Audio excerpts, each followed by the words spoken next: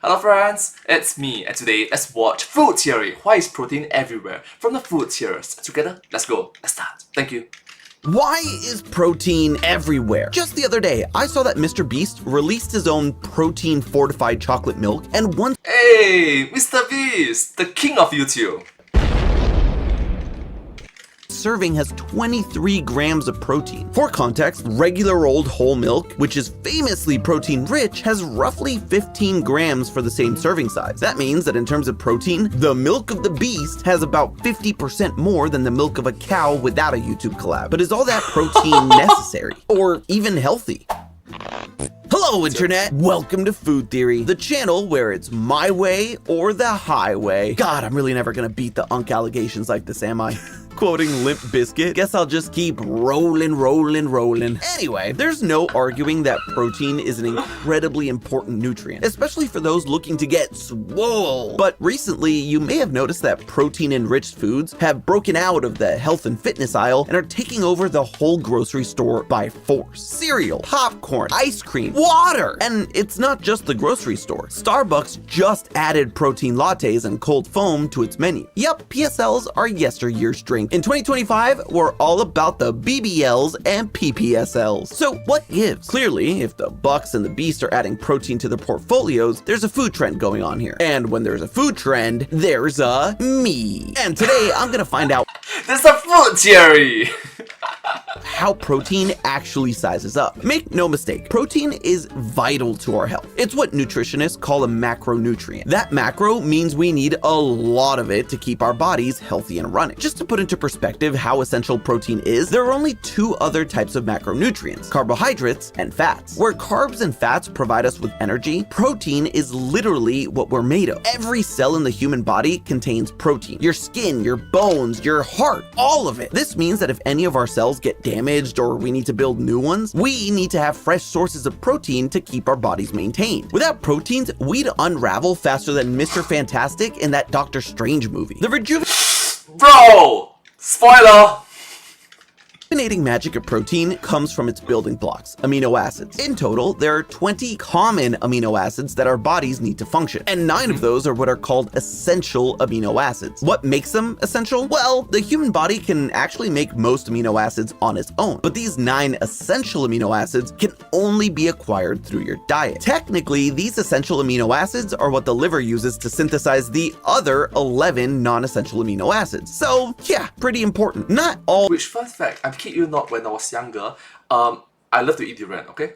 But the durian smell is a unique smell and unique taste to it. If you eat durian when you're young, you enjoy eating durians.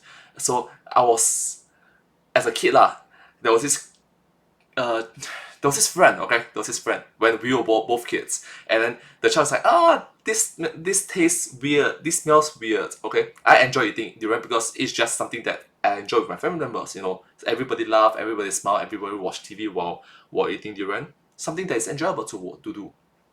The child doesn't have experience, doesn't correlate durian with happiness. So what did the parents do? I kid you not. The parents, or was it grandparents or uncle auntie? Either ways, they said that you want to grow big and strong, right? Durian have good protein, which is technically true. So the child started to eat durian. Just a side note.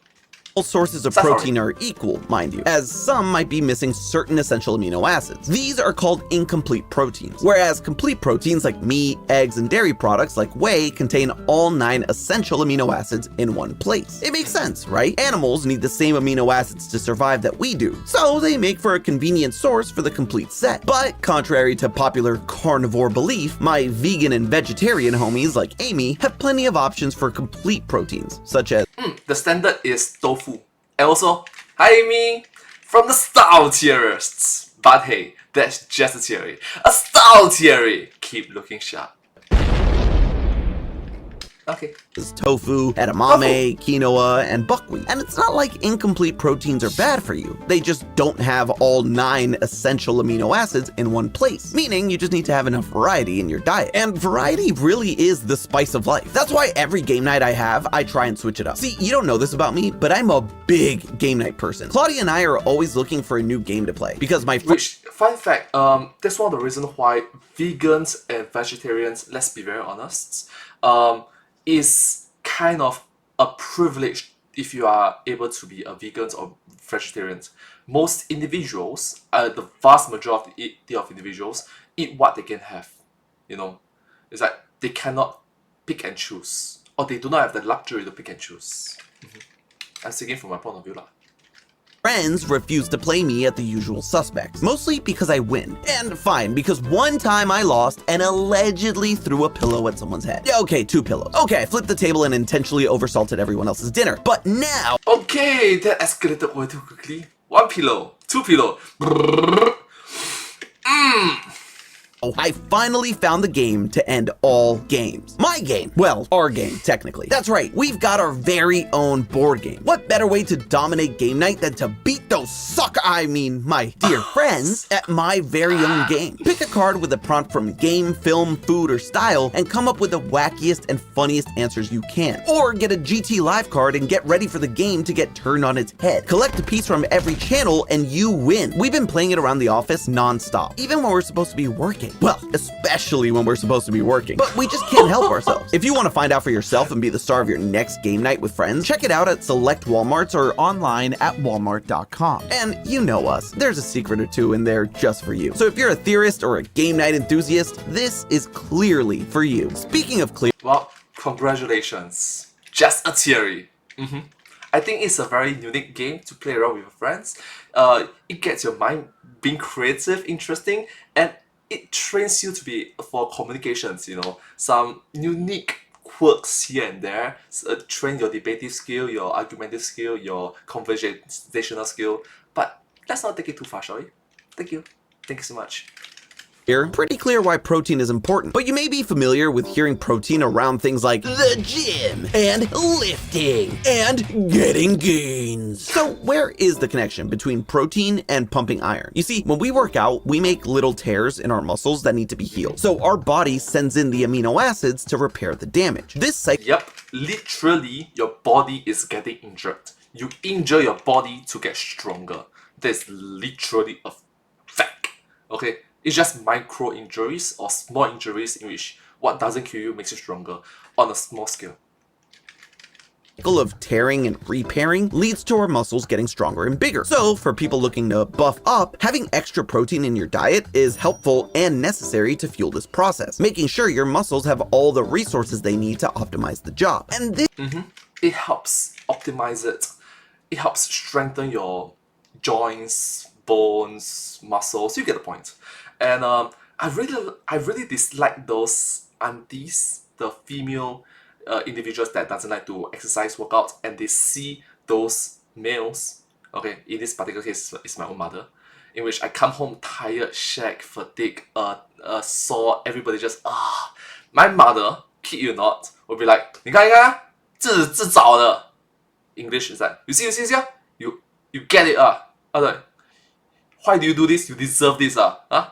Why are you so stupid to train on this? It's because I want to get stronger. For what? So that when I'm older, I can jump, I can run, I can walk, I can have healthy, fit lifestyle. You know, it's the old generations. It's the old generation of individuals, and also I know this. It's not just my mother, but also my female friends who don't exercise on a regular basis. And like, hey, it's just push yourself to be healthy. It's like, I don't want to get injured. You will get injured. You will get injured. That is just an inevitable fact. And then I have to use all this flowery language, you know, flowery language like micro tears so that it can heal, so that it will grow stronger. Instead of saying that, hey, what doesn't kill you makes you stronger. This this is where the huge serving sizes of protein come in. As you work out more and more, in theory, you need more and more protein to maintain and grow. Without enough, your body has to find the amino acids in the next best place, your muscles. Yeah, not enough protein means your muscles are target number one for energy. You might actually lose muscle mass. But when exactly did everyone start going pro-protein? Why have these protein snacks and drinks skyrocketed so much in popularity lately? The high protein diet craze is the latest in a long line of fad diets, aka dietary patterns that are only popular for a short amount of time, and usually aren't backed by any standard dietary recommendations. If you're wondering whether the diet you're on is a fad diet or not, there's some easy ways to tell the difference. Fad diets But the thing is, it is trending, and people, humans, the regular folks out there, do not have the disciplines, and they do not need to have the disciplines to restrict themselves from, the trends. Yeah.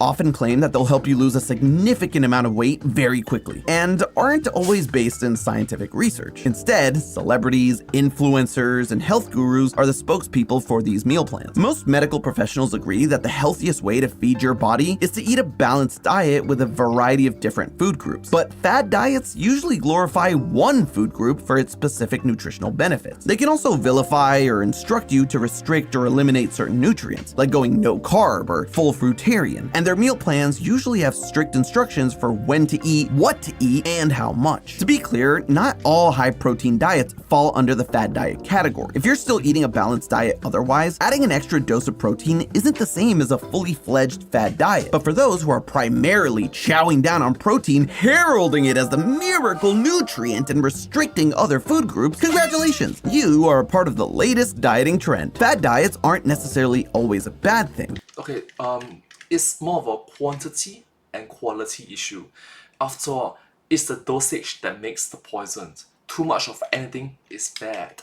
And there's nothing wrong with safely trying out a new way of eating. It's the way you choose to follow these recommendations that's important for your overall health. Fad diets might seem like a newfangled notion, but they actually date back all the way to 1830, when Sylvester Graham, a Presbyterian minister, began preaching about the dangers of eating processed flour. You're probably familiar with his most famous product, the graham cracker, which was invented by Graham as a combination weight loss tool and lust suppressor. That's right, Graham's special flour-based products weren't only intended to regulate your gut. He actually believed that his wheat germ crackers would stop you from feeling sexually aroused. What? And believe it or not, the first person to advocate for cutting carbs, I mean, bruh, your marketing is a bit out there, man. did so in 1863. William Banting, an undertaker, wrote a book about how reducing the amount of carbohydrates in his diet allowed him to lose a significant amount of weight. His dietary recommendation became so popular that folks started using his last name as a verb. As in, sorry Timmy, I can't have any of your birthday cake, I'm Banting right now. Every few decades or so, a new diet frenzy would emerge, each with vastly different rules than the one before. In the 1920s, Harvey Kellogg prescribed an all-grape diet, additionally instructing his followers to consume Bulgarian yogurt at both ends, because nothing says beach bod like a yogurt enema in the morning. Subsequent decades saw the grapefruit diet, the cabbage soup diet, which allowed you to eat as much cabbage soup as your body could handle, and the macro. Alright, so here's what I learned from my friends. If you have a conversation with someone and he have been very执着, very persistent in that sort of thinking for over the past 5-10 minutes of conversations, repeating the same few words, you just have to say this in a more respectful tone. Well, I wish you well. I wish you well. You do you.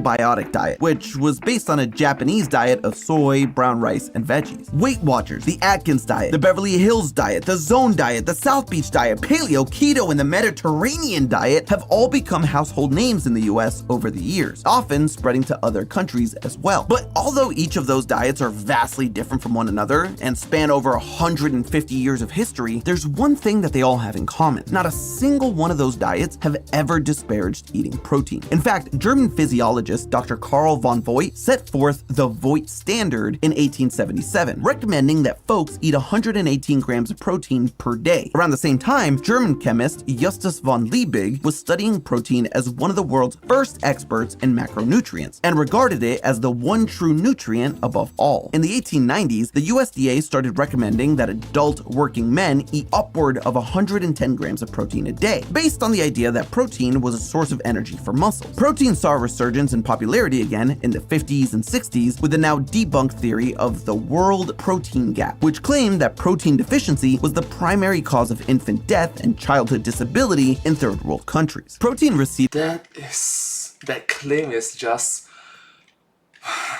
anyways. From the spotlight between the 70s and 90s when low-calorie diets rose in popularity, as health-conscious people were more focused on counting calories than examining the nutrients in their food. But it rose to prominence again in the early 2000s with the low-carb, high-protein Atkins diet, and maintained its good name through the carnivore, keto, and paleo diet eras. Unlike carbs, gluten, sugar, fat, calories, and other problematic nutrients in diet culture, protein has maintained a stellar reputation. It's also been repeatedly recommended by influencers and public health officials alike, allowing dieters to trust that this is the one ingredient guaranteed throughout history to help them achieve a svelte figure. Because of its longevity and popularity and science-backed nutritional benefits, a high-protein diet doesn't always qualify as a fad diet. What qualifies some fad diets among the current resurgence of protein popularity are the quantities that people are encouraged to consume, especially when their suggested protein dosages are recommended by celebrity fitness influencers like Joe Rogan or Khloe Kardashian, or on YouTube by Will Tennyson, Jeff Nippert, or Dr. Mike Israetel. For example, Joe Rogan says that he eats a diet of primarily meat with limited carbs and vegetables. Sugar and unnecessary carbs are out of the question, but wild game, grass-fed steak, bacon, eggs, butter, and green veggies are all okay by Joe. He claims to have lost 12 pounds in 30 days with this approach, and but you do recognize that he is also working out. He's very disciplined in his workout. He is a great martial artist and trains on a regular basis. The general public don't. The general average mundane individual, they don't. That he could be getting up to 300 grams of protein per day eating this way. And when top influencers with hundreds of thousands or even millions of subscribers on YouTube are all recommended that you up your protein intake by a staggering amount, it's no wonder that grocery store shelves are stocked with protein-enriched products. The word protein has become nearly synonymous with strength, lean muscle, and controlled weight in today's fitness circles. And that is why this nutrient is the king of the grocery store, the coffee shop, and salad bar near you. Protein itself might have a stellar reputation, but dieting does not. I'm sure I'm not alone when I say that dieting isn't always a fun time. And personally, I'm not a big fan of diets at all. They're not always the most sustainable options. Often they're extreme and lead people to actually go back and double down on unhealthy habits. But incorporating protein into snacks allows folks who might not be as hardcore as Dr. Mike is about cutting out unnecessary carbs and sugars to add some protein to their favorite snacks. In an interview, Khloe Kardashian explained that she created her line of cloud protein popcorn so that she wouldn't have to give up her love of snacking in order to meet her daily protein intake goals. Drinking your favorite Starbucks vanilla latte with added protein foam or chowing down on protein-enriched mac and cheese makes you feel like you're being healthy and indulging at the same time. And that's not all. Eating protein can make you feel fuller faster, giving you that satisfied, satiated feeling earlier on in your snack or meal. Carbs, in fact, can also make you feel full, but they can also make you feel lethargic in larger quantities. Most people are able to achieve their case in point, I guess the meaning of lethargic means food coma, I guess.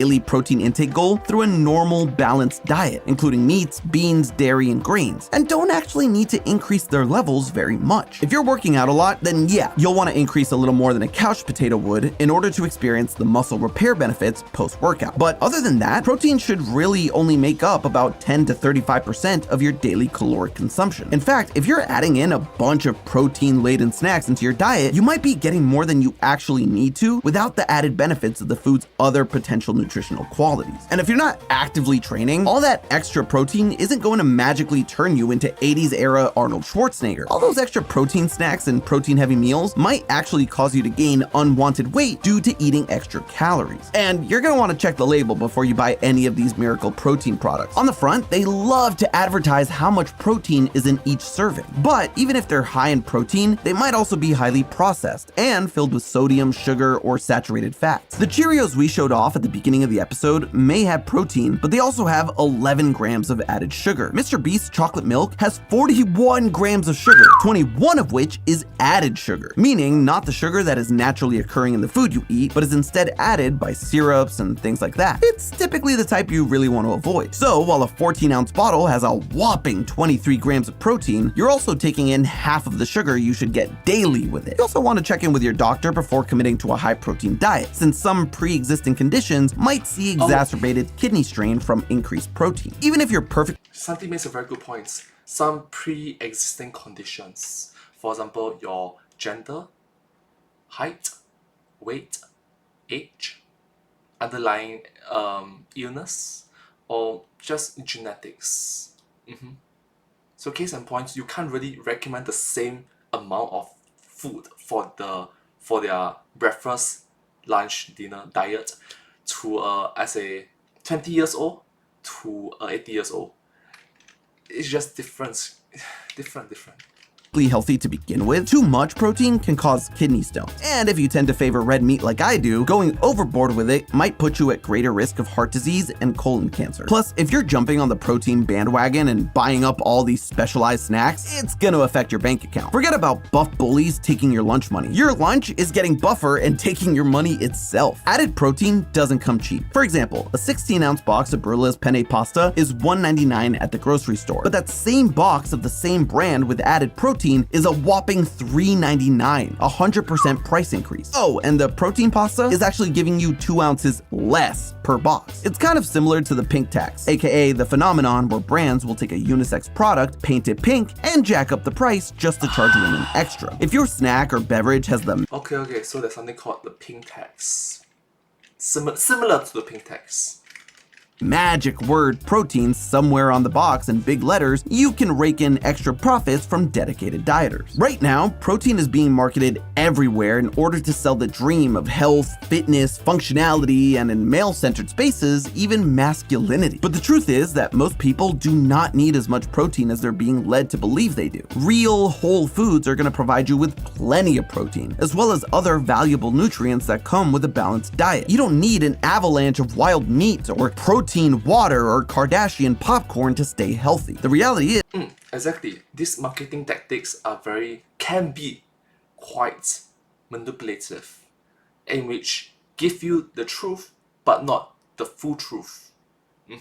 They are not lying per se, but they are not saying the full truth.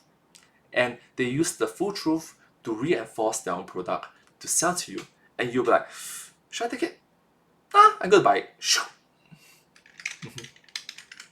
most people's lifestyles don't require everything that slips past your teeth to have protein. Athletes, people who rigorously work out 5-6 days a week, or people who are constantly and consistently doing hard physical labor, sure, protein intake might be a bit more important. But for the average everyday person, listen, protein is absolutely essential. Yep, the average individual, for example, I'm just another average Singaporean. I'm Humdrum Singaporean, somewhat similar to me. Well, Santi makes a very good point. And you do need to eat enough each day to maintain yourself, but that is a lot easier than you're being led to believe. And don't let these marketing manipulators convince you that eating a bag of protein chips is the pinnacle of health, especially when the only things really getting gains are the price tags. But hey, that's just a theory. A food theory. Buen provecho. And hey, it's fall. Have you wondered why PSLs are everywhere? Make sure to click the link on screen now. And as always, I'll see you next week. But hey, that's just a theory. A food theory! Bon appetit, Buen provecho. Thank you so much. Subscribe. Bye-bye.